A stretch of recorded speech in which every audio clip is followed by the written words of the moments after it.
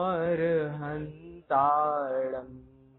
नमो सिद्धाणं नमो आयर्याणं नमो वज्रायाणं नमो लोये संवसाहुणम्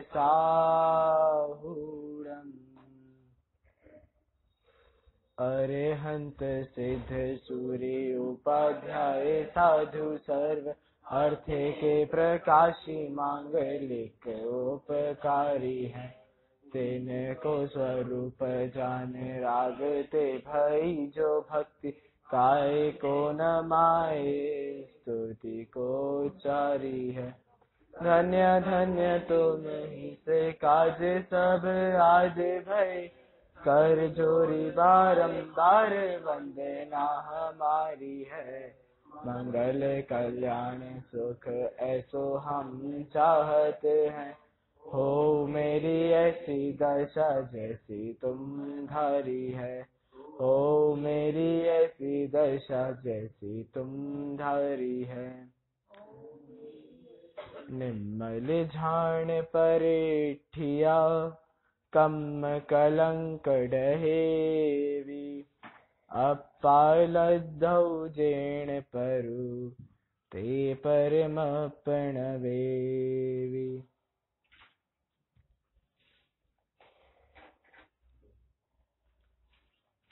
कल तक हमारी चर्चा चली थी, मात्र मंगलाचरण की चर्चा कल हम कर पाए थे। आज थोड़ा विषय हम जल्दी चलाएंगे क्योंकि हमें कल आखिरी दिन है और 12 दोहों तक पहुंचना है। तो आज कल हमने छोड़ा था कि हमारा इष्ट क्या है। वास्तव में हमें यदि हमारे इष्ट का ही पता नहीं होगा तो उसकी प्राप्ति कैसे करेंगे, अथवा आत्मा का हित कहाँ पर है और अहित कहाँ पर है, इसकी भी चर्चा हमें पता होनी चाहिए। तो आत्मा का हित कहाँ पर था, तो सुख प्राप्त करने में आत्मा का हित था। तो ऐसे ही इसी भावना को लेते हुए मुनिराज योगेंदु देव ने तीसरे दोहे की रचना करी। सर्वप्रथम हम तीसरे दोहे का पाठ करेंगे।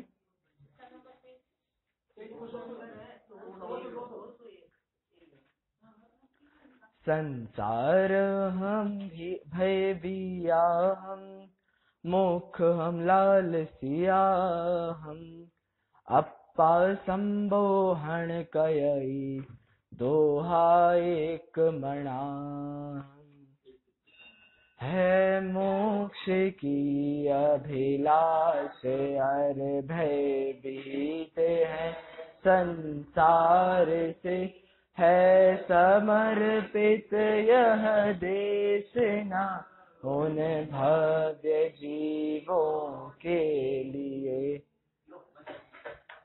देखिए, सर्वप्रथम क्या बात करते हैं, यहाँ पर दो लक्षण बताए। एक तो मोक्ष की अभिलाषा और दूसरा है संसार से भयभीत होना। तो ये किसके लक्षण हैं? ये दूसरी पंक्ति में कहा कि ये भव्य जीव के लक्षण हैं। तो पहला लक्षण क्या कहा? मोक्ष की अभिलाषा माने क्या? मोक्ष की लालसा जिसे है, जो अपने पांचों इंद्रियों को श्रुत अमृत रूपी श्रुत में लगाना चाहता है, जो अपने पांचों इंद्रियों को बाह्य विषयों में नहीं रमाना चाहता, लेकिन कहाँ लगाना चाहता है? शास्त्र में श्रुत रूपी अमृत के पान में लगाना चाहता है। पहला लक्षण तो ये। और दूसरा लक्षण क्या? संसार से भयभीत है। कौन है? भव्य। भव्य संसार से भयभीत है। इस पर थोड़ी सी चर्चा हम करें तो जैसे श्रावक है, सम्यक दृष्टि श्रावक है, वो 7 भयों से रहित होता है, बराबर है। लेकिन यहां लिखा संसार से भय है जिसे। सप्त भयों में पहला भय है इहलोक का भय, इस लोक का भय, संसार का भय। अब वहां तो कहते हैं कि सम्यक दृष्टि श्रावक 7 भयों से रहित होता है, और यहाँ मुनिराज ने लिखा कि जिसे संसार से भय हो। इन दोनों का अर्थ क्या हुआ? यद्यपि सम्यक दृष्टि 7 भयों से तो रहित है, तथापि यहाँ लिखा कि 7 भय, जिसे संसार से भय हो, भले ही सम्यक दृष्टि है लेकिन संसार से भय है। कैसे है? देखिए, यहाँ पर हमें भय का मतलब समझना पड़ेगा। यहाँ भय का मतलब डर से नहीं लिया, यहाँ भय का मतलब वैराग्य से लिया।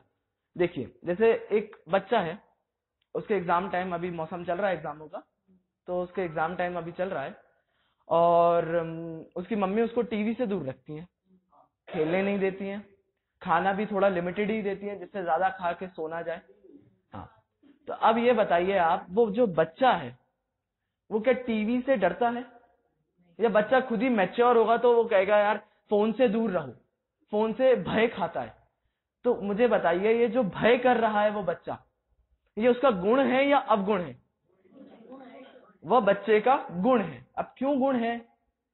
यदि वो भय कर रहा है तो भय कर रहा है मतलब द्वेष बुद्धि नहीं है उसकी।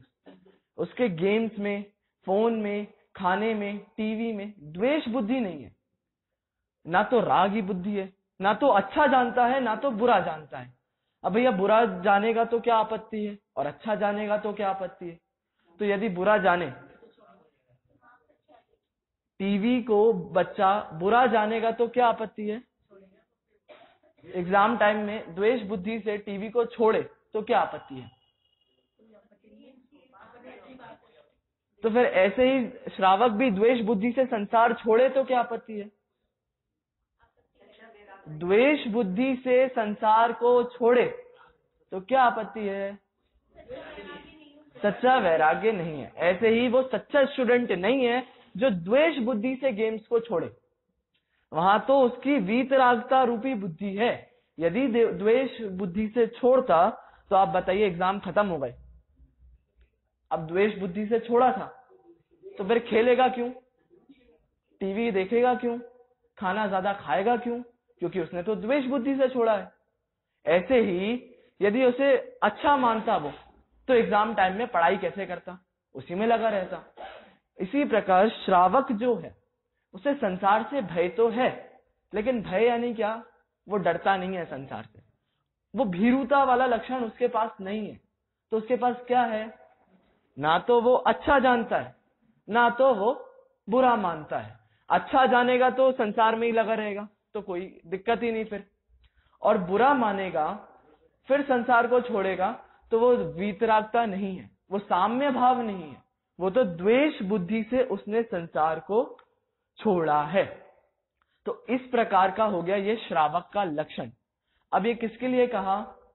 तो कहते हैं भव्य जीवों के लिए इस ग्रंथ की रचना की गई। तो क्या हम में से कोई अभव्य होगा तो वापस चला जाए? जो दूरानुदूर भव्य होते हैं उनके लिए यह रचना नहीं है क्या?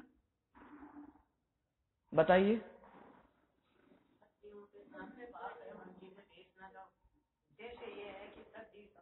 लेकिन अब कोई अभव्य है, भैया अभव्य ये दोहा पढ़ेगा और वो पढ़ के छोड़ देगा कि ये मेरे लिए तो है नहीं, तो फिर क्या बात है?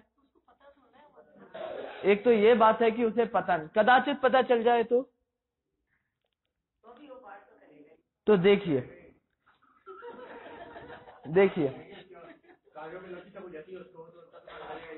इसीलिए देखिए जी, नहीं मैं कदाचित कहा, संभावनाएं लगाई, पता तो चल नहीं सकता, ये तो सही बात है। लेकिन देखिए यहाँ भव्यों की मात्र कंडीशन इसीलिए लगाई कि शेरनी का दूध कहाँ टिकता है। कल ही चर्चा चल रही थी हमारे यहाँ कि मनःपर्याय ज्ञान का धारी कौन होता है? नियम से मुनिराज। और मुनिराज भी कैसे? तो कितनी शर्तें लगाई। पहली शर्त, भावलिंगी संत होना चाहिए, चरम शरीरी होना चाहिए, जिसका चारित्र वृद्धिंगित होना चाहिए। जिसका चारित्र ऊपर नीचे होता हो उनको नहीं होगा, जिसका चारित्र निरंतर बढ़ता जाता है उन्हें ही मनःपर्याय ज्ञान होगा। अब जब वो मनःपर्याय ज्ञान के लिए इतनी सारी शर्तें लगाई, तो क्यों लगाई?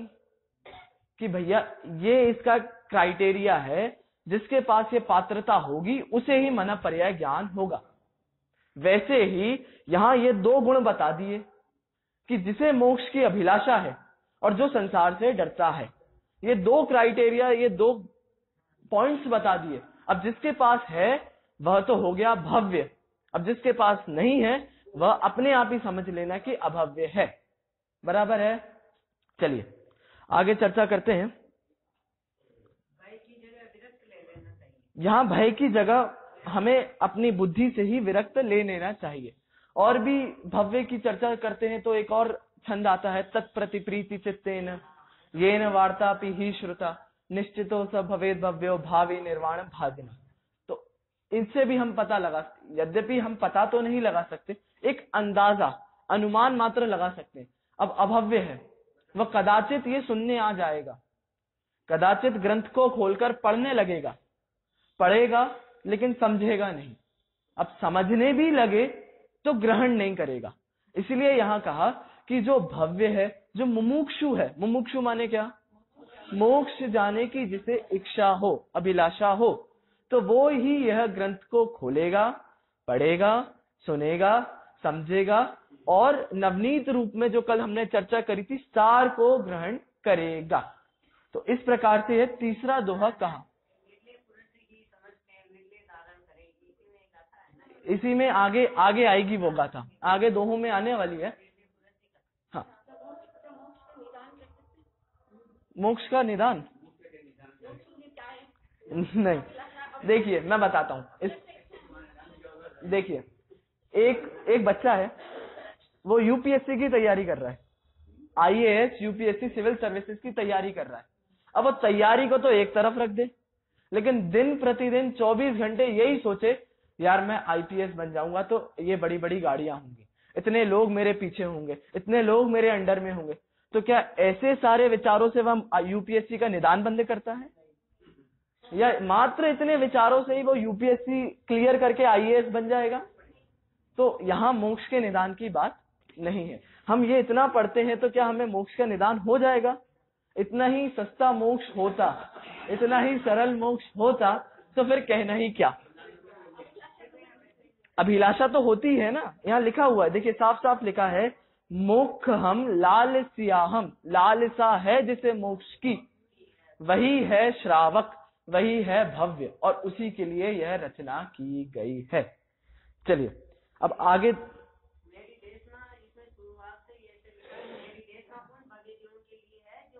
जो मोक्ष के अभिलाषी हैं। तो अब चलिए आगे अगले दोहे पे चर्चा करते हैं। मेन पॉइंट्स हम सिर्फ टच करेंगे, फिर आगे बढ़ेंगे।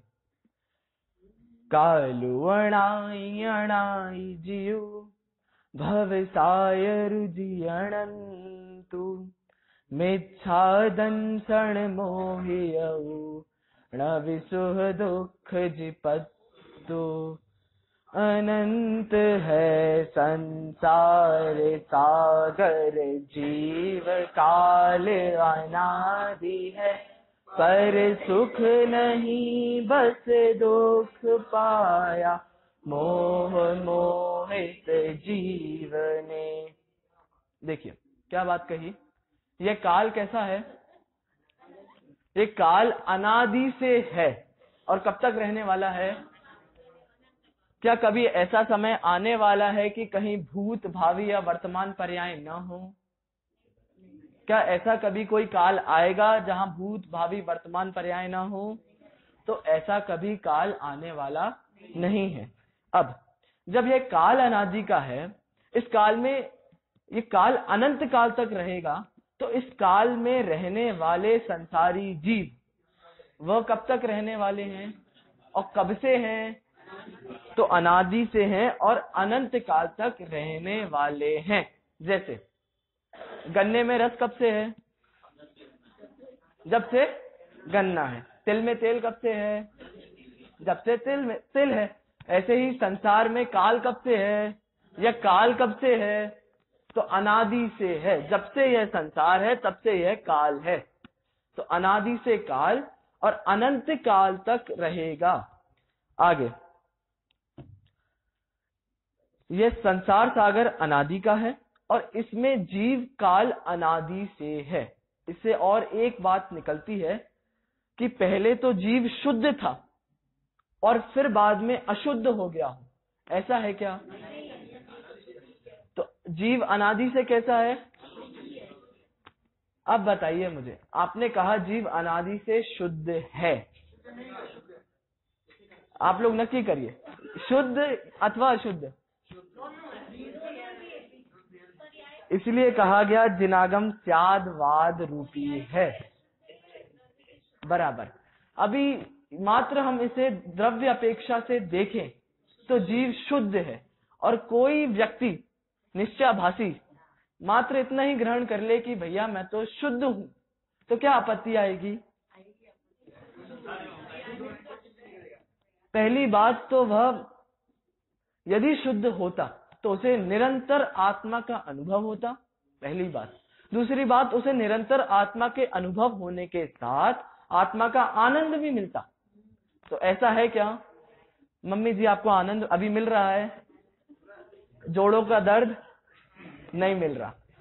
अंकल जी आपको नहीं मिल रहा? तो इससे यही सिद्ध होता है कि जीव अनादि से यदि शुद्ध होता, यदि द्रव्य दृष्टि वाला मात्र इतना ही देखता कि भैया मैं तो शुद्ध हूं, तो उसे आत्मा का अनुभव होना चाहिए था। अब यदि और क्या आपत्ति आती? अभी कैसा है आपका ज्ञान? कैसा है अभी? अज्ञान है। और कैसा है? अल्प है, मतलब मति श्रुत ज्ञान है, मति श्रुत ज्ञान के धारी हैं। अब यदि हमें पता चल जाता कि हम तो भैया शुद्ध हैं और ऐसे ही अनुभव करने लगते, तो फिर केवल ज्ञान प्राप्त करने का पुरुषार्थ कौन करता? तो इससे यही सिद्ध होता है कि जीव, पर्याय अपेक्षा चर्चा चल रही है, जीव अनादि से कैसा है? अशुद्ध है। और कब तक अशुद्ध रहने वाला है? ये तो प्रत्येक व्यक्ति का अपना अपना खाता है। जब तक वह मोक्ष नहीं जाएगा, और कौन कब कहां कैसे जाएगा ये सब अपना अपना डिसाइड करना है। तो अनादि से यहाँ जीव है और अनादि से ही अशुद्ध है। हमें अशुद्ध ही मानना पड़ेगा। शुद्ध मानेंगे तो आपत्तियां खड़ी होंगी। ऐसा भी है कि अशुद्ध मान लेते हैं तो भी आपत्ति खड़ी हो जाती है। अब क्या आपत्ति खड़ी होती है?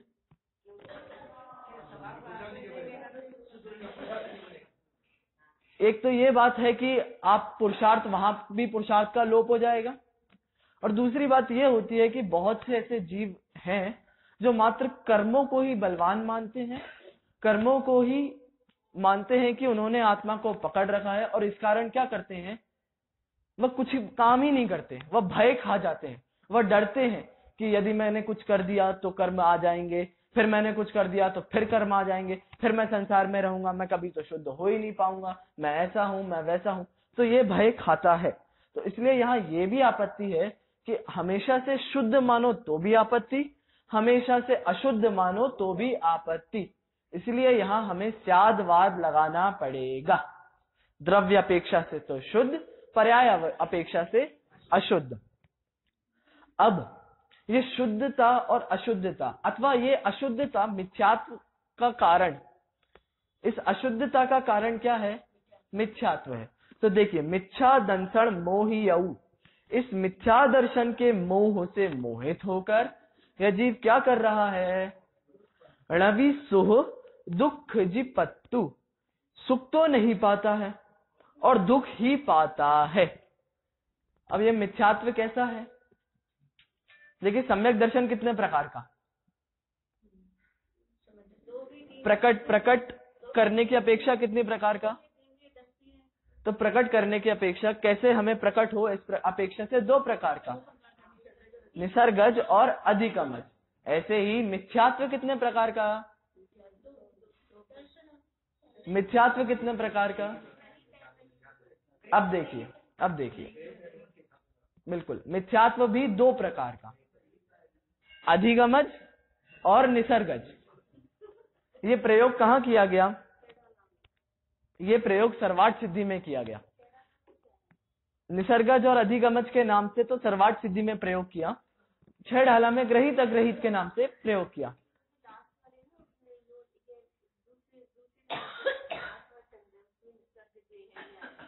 निसर्गज आया है, अच्छा बराबर, तो वहां पर भी आया होगा। चलिए, हाँ, तो वहां सम्यक दर्शन के लिए तो नहीं है। क्योंकि मिथ्यात्व की ढाल है, मिथ्यात्व के लिए होगा, बराबर। तो निसर्गज और अधिगमज यहाँ कैसे घटाना मिथ्यात्व में? देखिए, मैं हूं, मैं बाहर गया, मैं अभी जैसे नया नया हॉस्टल में आया, मैं 11th में एडमिशन लिया, तो मैं नया नया हॉस्टल में आया था। अब मेरे को वहां 50 लड़के मेरे जैसे मिले। अब उन 50 लड़कों में से मैंने क्या किया, मैं उन 50 लड़कों के साथ रहा, 1 दिन रहा, 2 दिन रहा, 3 दिन रहा, हफ्ते भर रहा। उसके बाद धीरे धीरे कुछ 2-4 के प्रति मेरी श्रद्धा अपने आप होने लगी, उनके प्रति मेरी श्रद्धा बढ़ने लगी। तो अब वो श्रद्धा बढ़ी तो मैंने उन्हें अपना मित्र बनाया, बराबर है। अब ये जो मैंने मित्र बनाए, ये तो स्वयं की श्रद्धा से बनाया था। अब वो जो मित्र मैंने बनाया, उसका भी एक और मित्र था। तो वो जो मेरा मित्र बना, वो कहता है कि भैया इससे भी दोस्ती कर लो, ये बहुत अच्छा है, ये जैसे तुम हो ना, जैसे तुम पढ़ाई करते हो, जैसे तुम प्रवचन में जाते हो, वैसे ये भी जाता है, तो तुम इससे भी दोस्ती कर लो।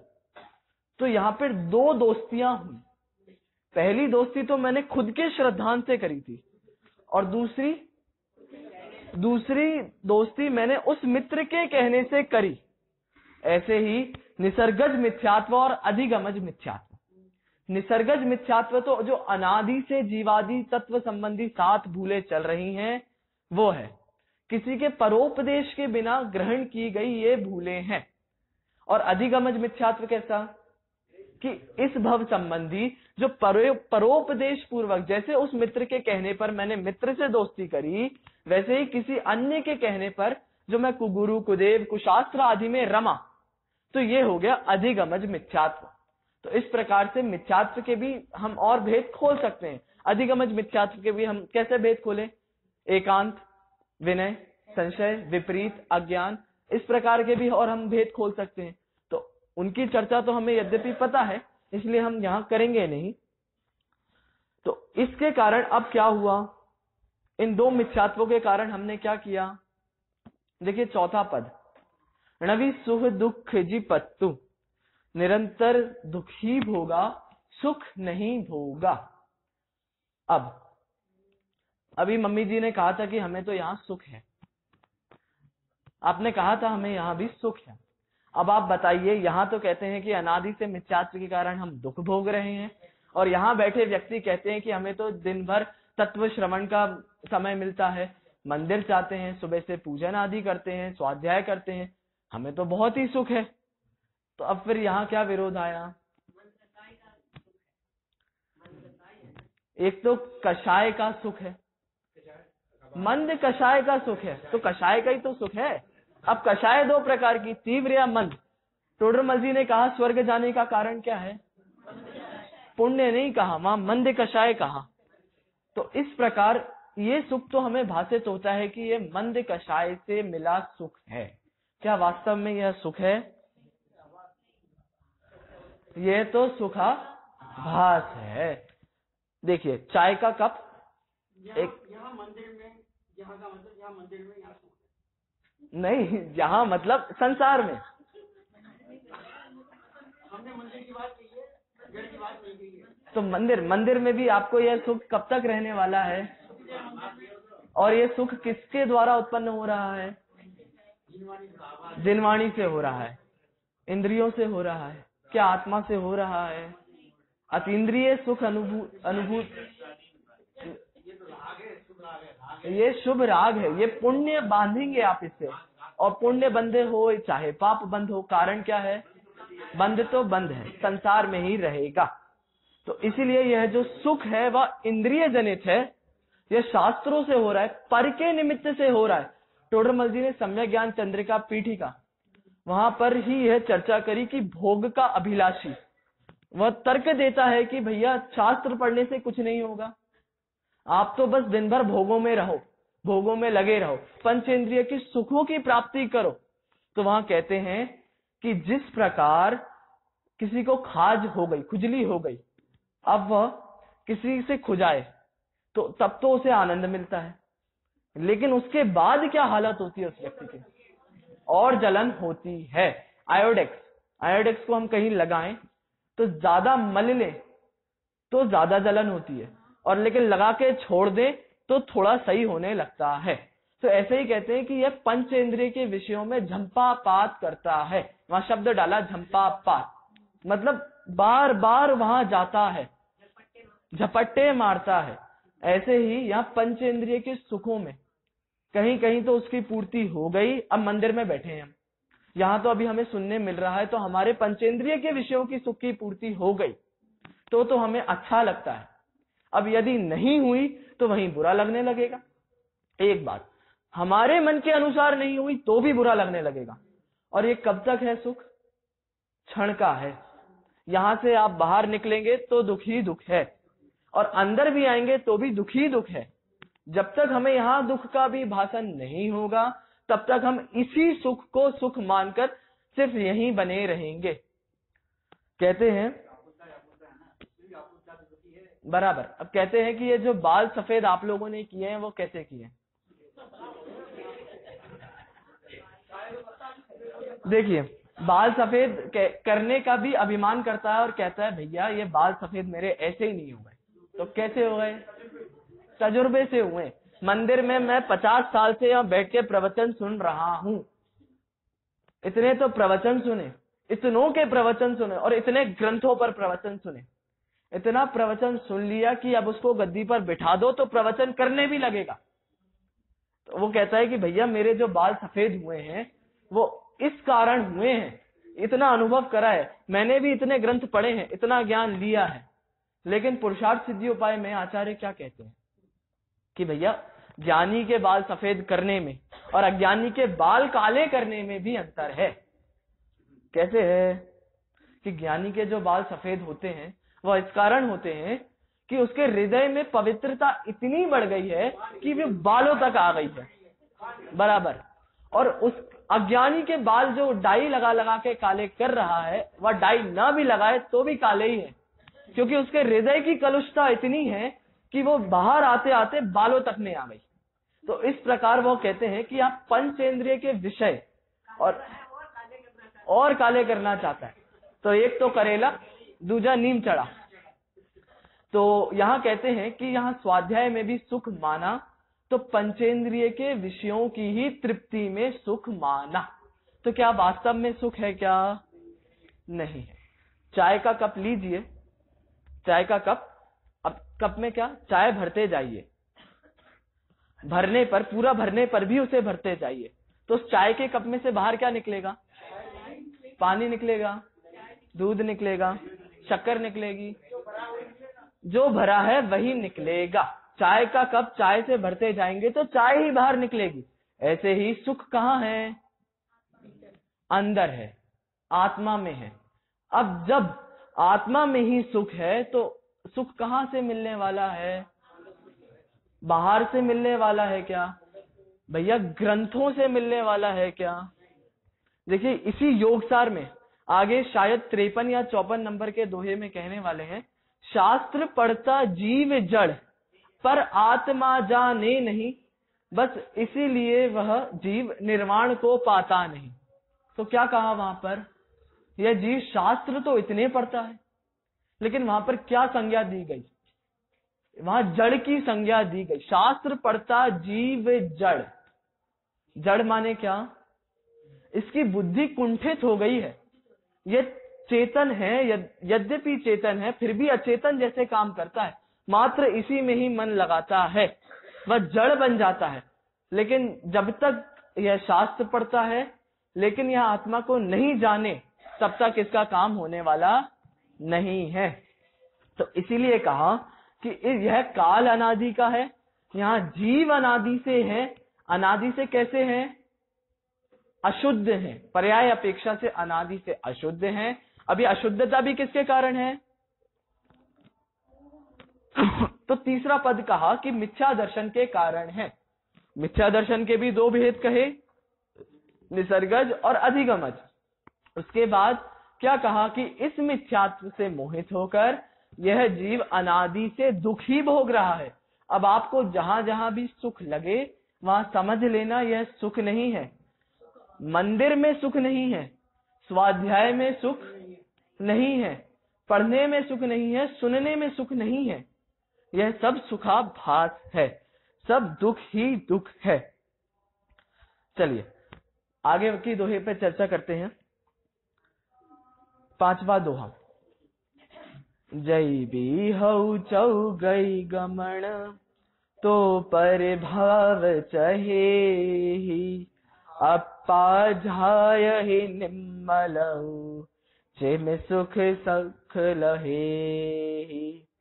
भय भीत है यदि चतुर गति से, त्याग दे पर भाव को, परमात्मा का ध्यान कर तो, परम सुख को प्राप्त हो। अब देखिए, एक बार क्या होता है, एक व्यक्ति एक बैल खरीदता है, कुछ समय तक तो उसे अपने खेतों में रखता है, फिर वो गुम जाता है, गायब हो जाता है। तो वो व्यक्ति बहुत परेशान होकर उस बैल को ढूंढने जाता है।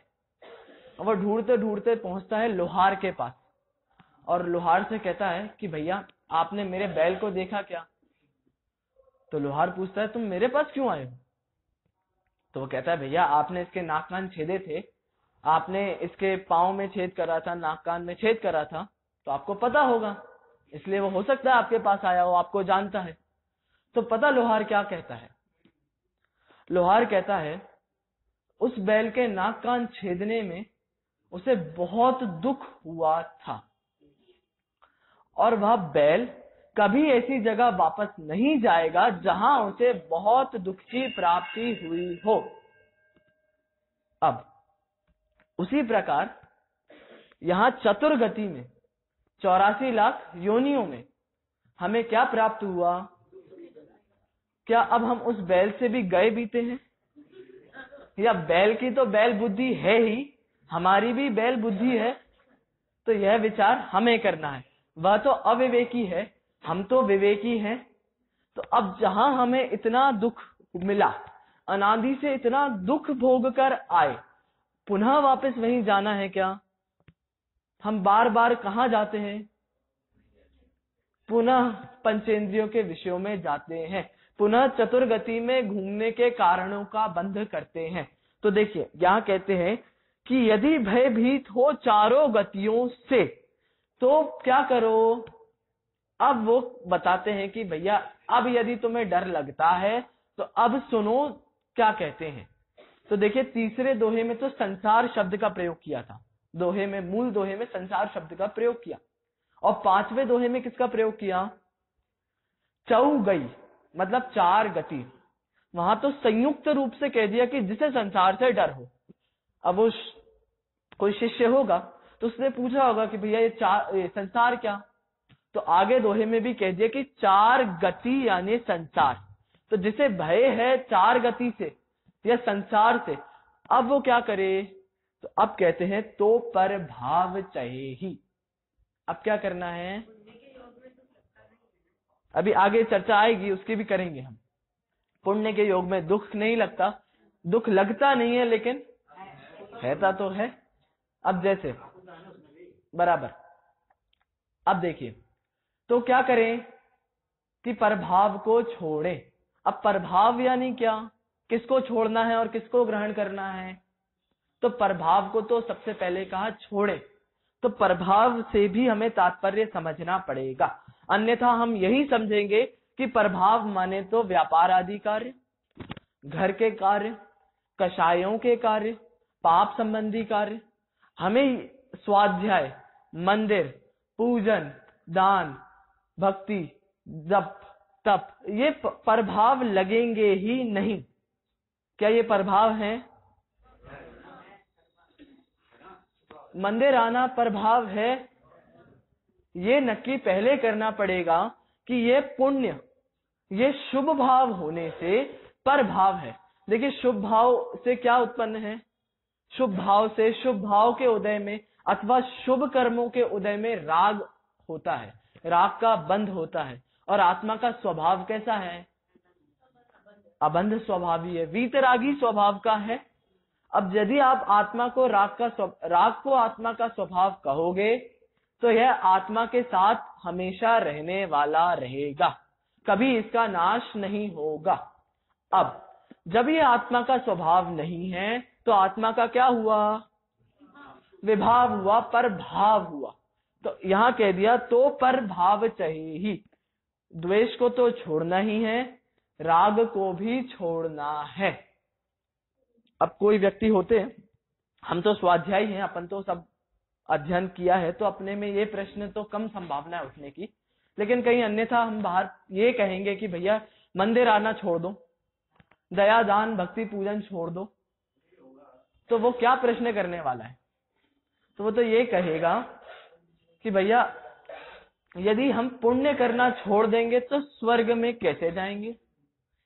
इस काल में मोक्ष जा सकते हैं क्या?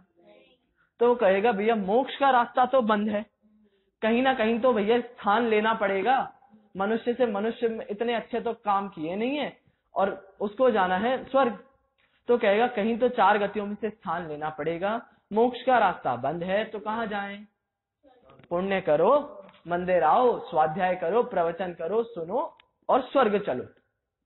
और भी कहता है कि जगह जगह शास्त्रों में किसकी चर्चा है? स्वर्ग का बंध कैसे होता है, हम इतना करेंगे तो स्वर्ग की प्राप्ति होगी। हम जैसे इष्टोपदेश में ही कहते हैं कि वरम व्रते पदम देवम ना व्रते व्रत नारकम छाया तपस्तोर भेदात प्रतिपालयतोर महान। तो वहां कहते हैं कि आप व्रत को धारण न करो, इससे तो लाख गुना अच्छा है कि व्रत को धारण करके स्वर्ग में जाओ। वहां उदाहरण देते हैं कि 2 व्यक्ति हैं, दोनों इंतजार कर रहे हैं, एक तो छाया में इंतजार करता है, एक धूप में इंतजार करता है। तो वहां क्या कहते हैं, कौन बेटर है, कौन अच्छा है? जो छाया में इंतजार करे। तो ऐसे ही कहते हैं कि व्रतों को छोड़कर नरक गति में जाओगे, इससे अच्छा तो व्रतों को धारण करके स्वर्ग गति में जाओ। तो कहता है कि यदि आपको स्वर्ग भेजना इष्ट नहीं था, मुनिराजों को, आचार्यों को हमें स्वर्ग की प्राप्ति कराना इष्ट नहीं थी, तो जगह जगह आपने स्वर्ग के बंध की चर्चा क्यों की? बराबर है। जगह जगह ये क्यों कहा कि पुण्य कर, पाप करने से तो अच्छा है तू पुण्य करके स्वर्ग में जा। वहां क्यों नहीं कहा कि मोक्ष में जा? पाप की अपेक्षा से तो पुण्य सही है, परंतु क्या पुण्य करने से ही शुद्ध परिणामों में जाएंगे? देखिए, अशुभ से बेटर है शुभ, शुभ से बेटर है शुद्ध, बेस्ट। तो अब देखिए, अशुभ को छोड़ेंगे तो शुभ की प्राप्ति होने वाली है। अब शुभ शुभ शुभ शुभ करते रहेंगे तो क्या शुद्ध की प्राप्ति होगी? तो क्या करना पड़ेगा? शुद्ध को छोड़ना पड़ेगा, शुभ को छोड़ना पड़ेगा। तो कहता है कि शुभ को छोड़ना ही था तो आपने क्यों कहा कि स्वर्ग की प्राप्ति होगी? आपने वहां हर जगह वर्णन क्यों करते हो कि आपको स्वर्ग मिलेगा? तो उससे कहते हैं कि शास्त्रों में स्वर्ग की चर्चा अकेली नहीं है। वहां कहते हैं कि यदि तीव्र कषाई होगा तो नरकों में भी जाएगा। तो जहां जहां नरकों की चर्चा आई, क्या वह व्यक्ति विचार करता है कि हमें नरक जाना इष्ट है? शास्त्रों में तो स्वर्ग के बंध की भी चर्चा आई, नरक के बंध की भी चर्चा आई, तो यह स्वर्ग तो जाना चाहता है। ये कहेगा कि शास्त्रों में स्वर्ग की चर्चा आई तो हम तो स्वर्ग जाएंगे। ये क्यों नहीं सोचता कि नरकों की भी चर्चा आई है तो नरक भी जाना चाहिए? तो इससे तो यही सिद्ध होता है कि न स्वर्ग जाना है न नरक जाना है, जाना तो कहाँ है? मोक्ष में जाना है। तो इसलिए कहा कि पर भाव को छोड़ो। अब पर भाव में तो हमने ग्रहण कर लिया, ये तो नास्ति परक कथन हो गया कि भैया पर भाव को तो छोड़ना है। अब ग्रहण किसको करें? तो देखिए, तीसरा पद कहते हैं झायहि निम्मलउ, अपनी आत्मा का निर्मल ध्यान कर। अब निर्मल शब्द क्यों रखा यहां? आत्मा का ध्यान कर भी कह सकते थे, लेकिन निर्मल शब्द क्यों रखा?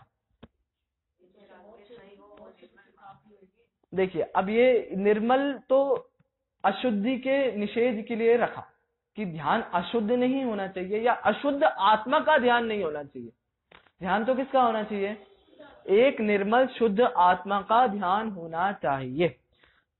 यह व्यक्ति आत्मा की, सबसे पहले तो गलतियां देखने की आदत हमारी दूसरों की होती है, मात्र दूसरों की गलतियां ही देखते हैं। तो अब इससे कहा कि अशुद्ध पर्यायों को छोड़ या अशुद्धि को छोड़, तो वो देखेगा कि दूसरे अशुद्ध हैं, दूसरों को छोड़ना है। घर को छोड़ना है, कपड़ों को छोड़ना है, मंदिर को छोड़ना है, व्यापार आदि को छोड़ना है, तो दूसरों की गलती देखेगा। तो वहां कहते हैं कि भैया इन अशुद्धियों को तो तू छोड़ा ही है, इनसे मिला कब था? तो फिर और थोड़ा अंदर आता है, तो सोचता है कि राग, ये द्वेष आदि जितने कषाय, क्रोध आदि जितने परिणाम हैं उनको छोड़ना है, पाप रूप जितने परिणाम हैं उनको छोड़ना है, वह तो हमारे साथ अनादि से हैं, तो उन्हें छोड़ना है। तो उससे कहते हैं कि भैया ये तो तू छोड़ा ही हुआ है। क्यों छोड़ा हुआ है? क्योंकि ये तो तेरी आत्मा का विभाव है, इसमें तो तू हे बुद्धि रखता ही है, पहले ही बुरा मानता है। अब तो उससे क्या कहते हैं कि तुझे तो छोड़ना है तेरे रागादि रूप परिणाम भी, तुझे तो इन पुण्य कर्मों को भी छोड़ना है। इसलिए यहाँ पर निर्मल पद की व्याख्या की। वह निर्मल कैसा? तो पहले तो अशुद्धि से रहित। कैसी अशुद्धि से रहित? तो बाहर से तो रहित ही है, अंदर में भी द्वेष रूपी जो द्वेषकृत अशुद्धि है उससे भी रहित। और कैसा रहित? तो पुण्यकृत, रागादिकृत जितनी अशुद्धियां हैं उनको भी दूर करके क्या करो? तो आत्मा का ध्यान करो। अब आत्मा कैसी है? आत्मा का ध्यान करना है तो आत्मा का स्वरूप भी जानना पड़ेगा। तो आत्मा कैसी है? देखिए यहां कहा अप्पा, अप्पा से ही हम लेंगे। यहां पर आत्मा एक द्रव्य है, एक वस्तु है। और ध्यान क्या है? द्रव्य गुण की अपेक्षा, द्रव्य गुण पर्याय की अपेक्षा ध्यान क्या है? पर्याय है। और आत्मा क्या है? द्रव्य है। तो हमें पर्याय, ध्यान रूपी पर्याय का लक्ष्य कहां केंद्रित करना है? स्वभाव पर, द्रव्य पर। तो द्रव्य रूप, आत्म रूपी द्रव्य की पर्याय प्रकट कौन सी करना है? ध्यान रूपी पर्याय को प्रकट करना है। और क्या है? यही ध्यान आगे चलकर क्या है? परम सुख को प्राप्त कराने वाला है, मोक्ष मार्ग है। माने यही ध्यान सम्यक दर्शन ज्ञान चारित्र रूप है। तो सीधा सीधा यहाँ आचार्य ने क्या कह दिया कि सम्यक दर्शन ज्ञान चारित्र को प्राप्त करने का यत्न करो। क्यों करो? देखिए ऊपर से चलिए। सबसे पहले श्रावक के दो लक्षण बताए, जो मोक्ष की लालसा रखता है और संसार से डरा है। अब संसार से डरे हो तो ये सारे काम करो, नहीं तो मत करो। तो इसीलिए आचार्यों ने जगह जगह भी संसार से डरने के कारण बताए। संसार किस प्रकार का हानिकारक है हमारे लिए ये बताया। क्यों बताया? कि उससे जब तक डरोगे नहीं तब तक यहां नहीं आओगे। तो इसीलिए यहां कहते हैं कि अप्पा झायहि निम्मलऊ। तो फिर क्या होने वाला है? चौथा पद, जिम शिव सुख लहे ही, उसे शिव सुख की प्राप्ति होगी। शिव माने क्या? शिव माने एक तो मोक्ष और एक और अर्थ तो आत्मा। उसे आत्म सुख की प्राप्ति होगी, उसे मोक्ष सुख की प्राप्ति होगी। अब देखिए हम मूल शब्दों पर ही ध्यान दे जरा। तो पहले दोहे में हमने किसकी चर्चा करी थी? सिद्ध परमात्मा की। वहां सिद्ध कैसे बने थे? स्वभाव के आश्रय से। और ये तो नास्ति परक कथन था। अस्ति परक क्या कथन था वहां? वहां कहा था कि निर्मल ध्यान परिठिया, जो निर्मल ध्यान में स्थित हैं। अब यहाँ पांचवें दोहे पे आइए आप। यहाँ क्या कहते हैं कि अप्पा झायहि निम्मलऊ, निर्मल आत्मा का ध्यान कर अथवा आत्मा का निर्मल ध्यान कर। इससे क्या सिद्ध होता है? पहले दोहे में जो कारण बताया, पहले दोहे में बताया कि सिद्ध भगवान आप निर्मल ध्यान कर कर सिद्ध पद को प्राप्त हुए। पांचवें दोहे में क्या बता रहे हैं? मैं कोई अलग नहीं हूं, जो उन्होंने करा वही काम मुझे करना है। इससे यही सिद्ध होता है। देखिए पहले में भी वही पद रखे, मूल पद भी देखेंगे तो निम्मल झाण, और यहां भी लिखा झायहि निम्मलऊ। मात्र विभक्तियों का अंतर है और रूपों का अंतर है संस्कृत संबंधी। और हाँ, मूल तो अपभ्रंश है, लेकिन संस्कृत संबंधी विभक्तियों और रूपों का अंतर है। बाकी शब्द तो निर्मल और ध्यान वहां भी है और निर्मल और ध्यान यहां भी है। तो क्या मोक्ष मार्ग उनके लिए अलग था और मेरे लिए अलग है? वो मुझसे बड़े हैं तो वो अलग हैं और मैं अलग हैं। अन्य दर्शनों में और अन्य मतों में क्या चर्चा चलती है कि आप कभी भगवान नहीं बन सकते, आप मात्र भक्त बने रह सकते हैं। तो इससे क्या सिद्ध होता है कि हम भक्त नहीं भगवान भी बन सकते हैं। कैसे सिद्ध हुआ कि जैसे सिद्ध परमेष्ठी ने निर्मल ध्यान किया, वैसे ही आचार्य 5वें दोहे में मुझे भी यही मार्ग बताते हैं कि जैसे उनने किया वैसे तू भी कर, तो क्या बन जाओगे? तो सिद्ध बन जाओगे। चलिए, अब वह शिष्य कहता है कि आपने इतना सब बता दिया, आपने मुझे सारे कारण बता दिए कि कैसे तो मैं संसार से डरूं, कैसे मैं मोक्ष मार्ग में आऊं, मोक्ष मार्ग में आने के लिए किन किन को छोड़ूं अथवा किन किन को ग्रहण करूं। अब ये बताइए कि मैं हूं क्या और आप क्या हैं और सिद्ध परमेष्ठी क्या है। तो वह मूल रूप से तो जानना चाहता था कि भैया अब आत्मा के 3 तो भेद कर दीजिए जो हमने चर्चा हमारी वीतराग विज्ञान पाठमाला में पढ़े। भाग 1 पाठ 2 में जो हमने पढ़ा था, वहां क्या पढ़ा था? आत्मा परमात्मा नामक पाठ। और वो किससे लिया गया था? इन्हीं मुनिराज योगेंद्र देव के परमात्मा प्रकाश से लिया गया है। तो वो चर्चा कहाँ आई है? वो यहां भी आई है। तो वो चाहता है कि भैया अब आप आत्मा के 3 भेद करके हमें बता दो कि मैं कौन हूं, आप कौन हो और सिद्ध परमेष्ठी कैसे है। तो फिर आगे वह 6वें दोहे की रचना करते हैं और क्या कहते हैं? पायर पामुणहि परवंतर बहिरपु पर झायहि अंतर सहियो बाहिर चाहिणे भंतु बहिरात्म पन त्याग जो बन जाए अंतर आत्मा ध्यावे सदा परमात्मा बन जाए वह परमात्मा। कितनी बढ़िया बात कही। सीधे सीधे 3 स्टेप बता दिए और 3 स्टेप पे भी क्या करना है बता दिया। देखिए, खाना बनाकर आपके लिए थाली लगाना, और थाली लगाने के बाद सिर्फ एकमात्र काम आपका होता है खाने का। यहाँ तो आचार्य ने आपको खिला भी दिया। कल हमने चर्चा करी थी कि निगलना तो हमें ही पड़ेगा अथवा चबाना और पचाना तो हमें ही है। तो देखिए यहाँ क्या कहते हैं, यहाँ 3 चीजों की चर्चा करी, बहिरात्मा, अंतरात्मा और परमात्मा। ये क्या है? जीव के भेद हैं। तो क्या आत्मा 3 प्रकार का है? आत्मा तो कैसा है? देखिए, प्रत्येक द्रव्य में वह जितनी पर्याय धारण कर सकता है उसकी शक्ति उसमें पड़ी रहती है। क्या? जैसे मिट्टी है, मिट्टी मटका भी बनती है, मिट्टी के खिलौने भी बनते हैं, मिट्टी के बर्तन भी बनते हैं, मिट्टी के गुड्डा गुड़िया और स्त्री पुरुष आदि सब बनता है। तो क्या बताइए, उस मिट्टी के पिंड में इन सब के बनने रूप शक्ति है या नहीं है? शक्ति है, तभी तो ये बने। अब बताइए, जिस समय वह मिट्टी का घड़ा बना तब वह पुतला है क्या?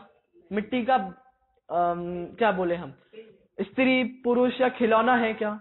नहीं है। तो एक समय में तो एक ही पर्याय की प्रकटता हुई, वो घड़े रूप पर्याय की अवस्था प्राप्त करी मिट्टी ने। अब बताइए कि यदि वह घड़ा बना, घड़ा बनने के बाद किसी ने तोड़ा, मिट्टी को वापस गीला किया और उससे कोई गुड्डा गुड़िया कुछ भी बना दिया, तो अब बताइए उस गुड्डे गुड़िया में घड़े रूप बनने की पर्याय है नहीं है? उसमें योग्यता, मिट्टी में योग्यता, शक्ति है नहीं है? शक्ति है। अब बताइए, क्या गुड्डा गुड़िया के समय में वह मटका है? नहीं है, वह उस समय गुड्डा गुड़िया ही है। और एक और चीज, जिस समय वह मिट्टी मटका थी और जिस समय वह मिट्टी गुड्डा गुड़िया थी, उस समय क्या मिट्टी के गुण कुछ कम बढ़ हुए? मिट्टी के क्या क्या गुण होते हैं? अरे पुद्गल के क्या गुण होते हैं? स्पर्श, रस, गंध और वर्ण। तो क्या मिट्टी में स्पर्श, रस, गंध, वर्ण मटके के समय में थी और गुड्डा गुड़िया के समय में था? तो गुण भी कुछ कम बढ़ नहीं हुए। इससे क्या सिद्ध होता है कि प्रत्येक आत्मा में निगोद से लेकर सिद्ध अवस्था तक सारी शक्तियां है या नहीं है। और प्रकट एक समय में कौन सी होने वाली है? प्रकट एक समय में एक ही होने वाली है। अब इससे ये प्रश्न हम कर सकते हैं कि भैया हमने कहा कि निगोद से लेकर सिद्ध तक, तो सिद्ध अवस्था में भी बहिरात्म पने की, मिथ्या दृष्टि होने की शक्ति है या नहीं है? अब देखिए, मिट्टी का बना मटका और मटके का बना गुड्डा गुड़िया। वह मिट्टी में मटके बनने की योग्यता थी, शक्ति थी, और गुड्डा गुड़िया बनने की भी शक्ति थी। दोनों शक्तियां होने पर भी उसके द्रव्य गुण पर्याय में कोई, द्रव्य और गुणों में कोई बदलाव नहीं था। स्पर्श, रस, गंध, वर्ण, ये चारों के चारों गुण उसमें ज्यों के त्यों थे। ऐसे ही एक जीव द्रव्य लीजिए, जीव द्रव्य में बहिरात्मपना बनने की भी शक्ति है, अंतरात्मा होने की भी शक्ति है, और परमात्मा होने की भी शक्ति तो है। यह तो वस्तु का स्वरूप है। प्रत्येक द्रव्य में अपने अपने गुण रहते हैं, और जितने गुण हैं उतनी पर्यायों की शक्ति भी विद्यमान है, लेकिन प्रकट एक समय में। ऐसे ही सिद्ध में क्या बहिरात्मा बनने की शक्ति है या नहीं है? आप ये लॉजिक लगाइए, सिद्ध जीव द्रव्य है नहीं है? है। सिद्ध जीव द्रव्य में जब बहिरात्मा, अंतरात्मा और परमात्मा बनने की शक्ति है, तो उस सिद्ध के जीव द्रव्य में क्या बहिरात्मा, अंतरात्मा, परमात्मा बनने की शक्ति है या नहीं है? अब देखिए क्यों नहीं होता, इसका कारण जानेंगे।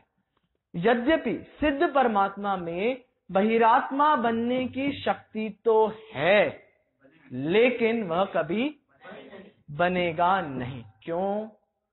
क्योंकि तब अशुद्ध पर्यायों का या अशुद्धि का निमित्त उसके पास नहीं रहेगा। आज हमारे पास, हम संसार में हैं तो अशुद्धियों का निमित्त है नहीं है? है। वहां सिद्ध अवस्था में कर्म बिगाड़ कराते हैं क्या? इसीलिए सिद्ध अवस्था में शक्ति तो है, सिद्ध के जीव द्रव्य में शक्ति तो है, लेकिन कभी बनेगा नहीं। जैसे अभव्यों की चर्चा आती है ना, दूरांदूर भव्यों की चर्चा ले, तो वहां चर्चा आती है कि उनमें सम्यक दर्शन प्राप्त करने की योग्यता तो होती है, लेकिन वह कभी प्राप्त नहीं करता। जैसे बंध्या का पुत्र, विधवा का पुत्र लेकर उदाहरण लिया। कोई स्त्री विधवा हो जाए तो वह पुनः विवाह नहीं करती। अब पुनः विवाह नहीं करेगी तो किसके संयोग से पुत्र उत्पत्ति होगी? इसका मतलब पुत्र उत्पत्ति नहीं होगी। योग्यता का अभाव हो गया क्या उसमें से? योग्यता तो है, लेकिन पुत्र नहीं होगा। ऐसे ही सिद्धों में योग्यता तो है, निगोद की आत्मा में भी योग्यता तो है, लेकिन सिद्ध कभी विकार के निमित्त नहीं होने से वापस संसार में नहीं आने वाले हैं। इसलिए कहते हैं कि बहिरात्मा में शक्ति रूप से क्या क्या है? बहिरात्मपना भी है, अंतरात्मपना भी है, परमात्मपना भी है। प्रकट अपेक्षा से क्या है? मात्र बहिरात्मपना। और अप्रकट अपेक्षा से क्या है, या अव्यक्त अपेक्षा से क्या है? परमात्मा और अंतरात्मा। ऐसे ही अंतरात्मा में भी प्रकट अपेक्षा से क्या है? अंतरात्मा में प्रकट अपेक्षा से क्या है? अभी तो अंतरात्मा है ना, तो प्रकट अपेक्षा से तो अंतरात्मा। शक्ति तीनों की पड़ी है, तीनों की पड़ी है, तभी तो वह आगे परमात्मा बनेगा। तो इसीलिए शक्ति तो तीनों की पड़ी है। और अव्यक्त रूप से क्या क्या है? अंतरात्मा में अव्यक्त रूप से क्या क्या है? बहिरात्मा और परमात्मा। ऐसे ही परमात्मा में क्या है? शक्ति रूप से बहिरात्मा और अंतरात्मा। प्रकट रूप से क्या है? परमात्मा। और अंतिम अव्यक्त रूप से क्या है? बहिरात्मा और अंतरात्मा। अब शुद्धि का निमित्त नहीं है तो वह कभी संसार में आएगा नहीं। तो इस प्रकार आचार्य कहते हैं कि 3 प्रकार की आत्माएं, बहिरात्मा, अंतरात्मा और परमात्मा। तो वहां भी कहते हैं कि यह तो मात्र पर्याय की अपेक्षा से भेद कहे, आत्मा तो एक ही है। ये किस आधार से कहा? ये इसी आधार से कहा कि प्रत्येक द्रव्य में शक्ति तो तीनों की है, लेकिन प्रकट मात्र एक ही होने वाला है। इसीलिए कहा कि उसके बाद आगे क्या कहते हैं आचार्य कि अब करें क्या, आपने 3 आत्माएं बता दी, अब क्या करें हम। तो कहते हैं कि बहिरात्म पने को छोड़ अंतरात्मा बनो और परमात्मा बनने की राह में लग जाओ। अंतरात्मा में ही रुकना नहीं है, अंतरात्मा से आगे परमात्मा में जाना है। देखिए हम संसार में देखते हैं 3 चीजें होती हैं, एक तो भूल, एक भूल को स्वीकार करना, एक भूल को टालना, और तीसरी होती है भूल को स्वीकार करके उसको निवारण करना, उसको सुधारना। तो बहिरात्मपना क्या है, हमारी भूल है। अब मुनिराज कहते हैं कि ये भूल मैंने तुम्हें बता दी है, तो जो ज्ञानी विवेकी बुद्धिमानी होगा वो तो क्या करेगा, समझदार तो भूल का स्वीकार करता है पहले तो, कि हाँ मैं बहिरात्मा मिथ्या दृष्टि हूं। जब तक वह स्वीकार नहीं करेगा तब तक वह अंतरात्मा बनने का भी प्रयास नहीं करेगा। तो वह भूल को स्वीकार करा तो अंतरात्मा बना। और तीसरी बात क्या, अब स्वीकार कर लिया तो सुधार करा और भूल को मूल से उजाड़ दिया, मतलब परमात्मा बन गया। तो इस प्रकार अब आचार्य देव ने 3 आत्माओं की चर्चा करी, बहिरात्मा, अंतरात्मा और परमात्मा।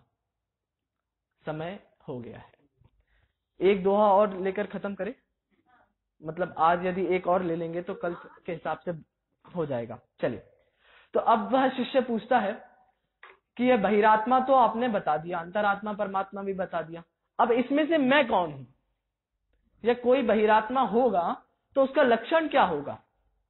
तब आचार्य कहते हैं कि ये बहिरात्म पने का लक्षण कहने वाला 7वां दोहा मैं लिख रहा हूं, तो उसे पढ़ो। देखिए, मिच्छा दंसन मोहियौ परुअपाण मुणे सो बहिरप्पा जिण बहणियो पुण्य संसार भमे मिथ्यात्व मोहित जीव जो वह स्वपर को नहीं जानता संसार सागर में भ्रमे दृग मूढ़ वह बहिरात्मा। देखिए, सीधा सीधा आचार्य देव ने कह दिया कि जिसे मोह रूपी मदिरा चढ़ी है, जो मोह की मदिरा से मत्त है, उन्मत्त है, पागल हो रहा है, वह बहिरात्मा है। अब वो कहता है कि मुझे ऐसे तो समझ में नहीं आया, टोडरमल जी ने मोह की महिमा कही ना, तो वहां क्या कहते हैं कि प्राप्त पर्याय में इतना तन्मय हो गया कि उसे खबर ही नहीं है कि वह दुखी है या सुखी है। तो इसीलिए कहते हैं कि जिसे जो मिथ्यात दर्शन मोह से मोहित, मिथ्या दर्शन रूपी मोह रूपी मदिरा से मोहित है, वह क्या कर रहा है, अपनी आत्मा को भूल रहा है। और भूल कर क्या कर रहा है, भूल कर वह अपने आप को मोक्ष से दूर कर रहा है। रास्ता विपरीत है तो वह अपने आप को दूर कर रहा है। अब कहते हैं, शिष्य कहता है आप तो सीधे सीधे मुझे कुछ पॉइंट्स बता दो, मैं उनके आधार पर देख लूंगा कि मैं बहिरात्मा हूं या आप अंतरात्मा हूं, या जीव कैसे होते हैं। तो मुनिराज कहते हैं 3 अपेक्षाओं से चर्चा करते हैं। पहले तो कहते हैं कि बहिरात्मा कौन। अब ये सारी चीजें हमें अपने ऊपर लगाना पड़ेंगी, हमें भी तो चेक करना है हम कहाँ खड़े हैं। तो सबसे पहली बात, बहिरात्मा कौन, जिसने अरिहंतों के कुल को लजाया है। कैसे, बहिरात्मा की दृष्टि अंधी होती है। अंधी कैसी होती है, मंदिर तो रोज आएंगे, अरिहंत परमेष्ठी को भी रोज देखेंगे, मूर्ति प्रतिमा को भी रोज देखेंगे, मंदिर को भी देखेंगे। अब बहिरात्म पने की दृष्टि अंधी ऐसी होती है कि वह मात्र मूर्ति को देखता है, देखेगा कि स्फटिक मणि की मूर्ति है, विभिन्न रत्नों की मूर्ति है, सोने की है, चांदी की है, पीतल की है, ऐसी है, वैसी है, इतनी बड़ी है, इतनी छोटी है, अथवा मंदिर इतना बड़ा है, इतना प्राचीन है। कोई तो टोडरमल जी का मंदिर है, उसको महिमा मंदिर की कैसे आने वाली है? टोडरमल जी से लेकर आने वाली है। लेकिन मंदिर में विराजमान परमात्मा क्या कह रहे हैं कि भैया जैसे मैं जिनेंद्र बना हूं, जैसे मैं यहाँ अरहंत बना हूं, वैसी अरहंत जिनेंद्र रूपी आत्मा तेरे में भी है, तो उसको देख तो तेरा काम होने वाला है। ये छत्र, चमर, भामंडल, इन सब से क्या होगा? आचार्य समंत भद्र देव आप्तमीमांसा में कहते हैं, आप्तमीमांसा न्याय का बहुत बड़ा ग्रंथ है, उसमें कहते हैं कि मैं अरिहंत देव की पूजा नहीं करूंगा। मैं अरिहंत देव की पूजा इसलिए नहीं करूंगा क्योंकि अरिहंत देव के इतने अतिशय होते हैं। मैं अरिहंत देव की पूजा इसलिए नहीं करूंगा क्योंकि अरिहंत देव के चारों तरफ देव उनकी सेवा में लगे रहते हैं।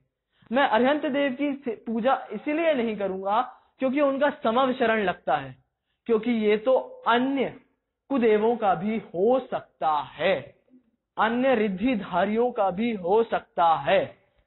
देवागमन भोयान चामरादि विभूत, ये सारी विभूतियां तो उन अन्य देवों की भी हो सकती हैं।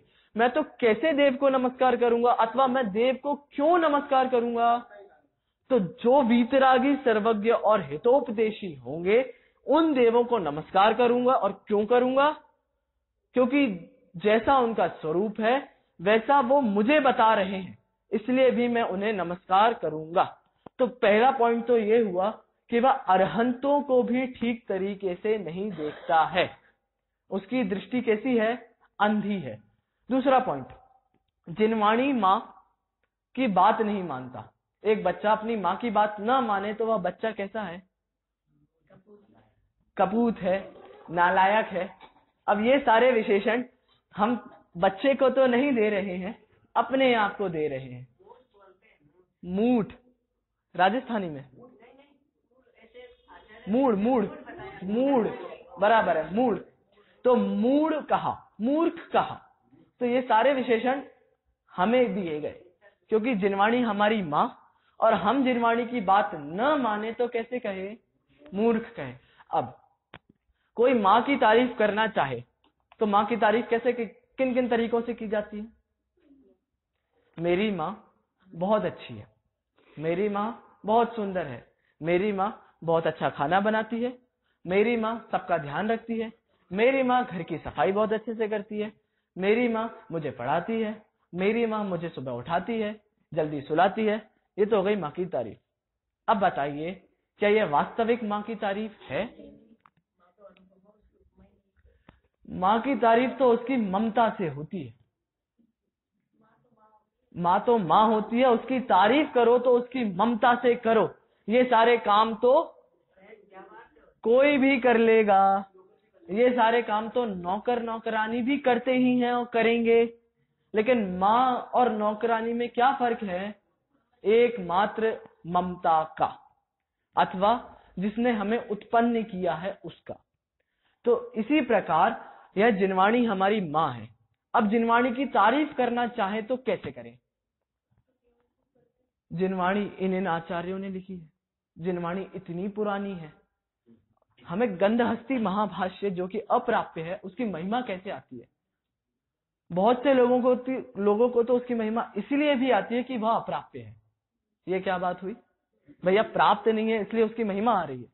देखिए, तो हम जिनवाणी की महिमा इसलिए करते हैं कि जिनवाणी इतनी अच्छी है, जिनवाणी बहुत सुंदर तरीके से आपने लिखी है, इन आचार्यों ने लिखी है, इसे दुविधा में लिखी है। और कोई और पढ़ने वाले होंगे तो जिनवाणी में ये व्याकरण है, इतनी अच्छे अच्छे रस है, श्रृंगार है और अलंकारों का प्रयोग है, इतना न्याय भरा है, इतनी युक्तियां दे रखी हैं, अकाट्य तर्क दे रखे हैं, इसलिए हमारी जिनवाणी कैसी है? महान है। तो क्या यह वास्तविक जिनवाणी की स्तुति है? यह वास्तविक माँ की ममता है? तो माँ की ममता कहाँ है भाई? एक तो आज्ञा मानना, दूसरा जिनवाणी क्या बताती है? आत्मा बता रही है, चीख चीख कर कह रही है, बेटा तू आत्मा को तो देख ले। अब आत्मा को तो न देखो और इन सारी चीजों से उसकी महिमा गाओ, तो ये बहिरात्मा का दूसरा लक्षण है। ये बहिरात्म पने का दूसरा लक्षण है कि जिनवाणी माँ को उसने माँ का दर्जा नहीं दिया है, मात्र उसको उसने उपमाओं में बांध के रखा है।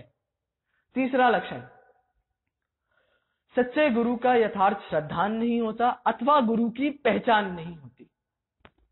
गुरु की भी महिमा कैसे की जाती है? मुनिराजों की महिमा किस प्रकार करते हैं? निर्ग्रंथ है, शरीर इतना प्रभावशाली है, अनेकों रिद्धियों के धारी हैं, इतने प्राचीन हैं, इतनी बुद्धि है, इतना ज्ञान है, इस प्रकार से इतनी अच्छी चर्या है, इस प्रकार से हम उनकी विवेचना करते हैं। क्या ये सही बात है? व्यवहार की चर्चा करें तो सही, लेकिन हम कहाँ चर्चा कर रहे हैं? स्वभाव की, बहिरात्मा की चर्चा कर रहे हैं। बहिरात्मा पने की भूल कहाँ है? भैया व्यवहार में भूल होती तो कदाचित सुधार भी लेते, भूल तो कहाँ पड़ी है? अंतर के अंतरंग में भूल पड़ी है। तो वह सच्चे गुरु का स्वभाव तो नहीं जाने, सच्चा गुरु तत्व ज्ञानी है, आत्मज्ञानी है, वह तो नहीं जाने, लेकिन इन्हीं सब चक्करों में उलझा रहेगा तो वह गुरु को भी नहीं मानता है। तो देव शास्त्र गुरु के आधार पर तो बहिरात्मपना दिखता है, हम यह देख सकते हैं कि हम कौन हैं। दूसरी बात, ये तो हमारी बात, अब बाहर वाले कोई आके कहे भैया हमें कैसे बहिरात्मा कहते हो आप, तो वो कहते हैं कि आप हिंसादि में धर्म बुद्धि करते हो, बलि आदि के कार्य करते हो, और अन्य मतों की तो सबसे अच्छी एक पॉलिसी है, पाप करें और गंगा है आपके लिए और जाके नहा के आ जाएं। मतलब गंगा को तो उन्होंने अपना पवित्र करने का स्थान मान लिया, बस काम हो जाता है। तो मतलब 12 साल तक तो खूब पाप करे और 12 साल में से वो आखिरी एक दिन जाकर सब धोकर आ जाए। मैथिली शरण गुप्त बहुत बड़े कवि हुए हैं, राष्ट्रीय कवि, बहुत अच्छी बात कहते हैं। गंगा को उन्होंने पाप प्रचारिणी की संज्ञा दी है। पाप प्रचारिणी माने क्या? गंगा पाप प्रचारिणी है, अब पाप का प्रचार करती है। वो तो कैसे करती है कि व्यक्ति 12-12 साल में आकर यहाँ नहाता है तो उसके उतने पाप उस गंगा में आ गए, और गंगा पूरे भारत में घूम रही है तो क्या कर रही है? पाप का तो प्रचार ही कर रही है। तो इसलिए वहां गंगा को भी पाप प्रचारिणी की उपाधि दी। तो इसलिए कहते हैं कि बहिरात्मा को इन लक्षणों से तो जानो। मुख्य लक्षण तो कहा कि जिसे जीवादि तत्व संबंधी भूल आज भी पड़ी है। टोडरमल जी ने इसकी बहुत सुंदर विवेचना करी कि जिसका सूक्ष्म मिथ्यात्व भी शेष रह गया है, कि हम जिन धर्म तो यद्यपि जैनी हैं, जिन आज्ञा को मानते हैं, जिन शास्त्र पढ़ते हैं, फिर भी आप हमें बहिरात्मा क्यों कहते हो? सूक्ष्म मिथ्यात्व रह गया है। चर्चा तो चल रही है अपनी, मानता है किसी और की ही चर्चा चल रही है। इस प्रकार टोडरमल जी ने भी बहुत सूक्ष्म विवेचन किया 7 तत्व संबंधी भूलों का। तो इस प्रकार हम अपनी भूल को सुधारें। भूल माने क्या? पहले तो भूल को जाने, मतलब बहिरात्म पने को जाने कि हाँ हम बहिरात्मा हैं। तो इस प्रकार सर्वप्रथम तो हमें अपनी भूल स्वीकार करना होगी, भूल के बारे में जानना होगी। और जब अब हम अपनी भूल को जान चुके हैं तो अब आगे भूल को जानने के बाद क्या किया जाता है? समझदार व्यक्ति भूल को स्वीकार करता है। भूल को जाना और स्वीकार नहीं किया, माना नहीं, तो भी काम नहीं बनेगा। तो भूल को आपने जान तो लिया है, अब भूल को मानना है। तो अब भूल को मानोगे और क्या बनोगे? अंतरात्मा। तो इसकी चर्चा अब हम कल से करेंगे। ओम।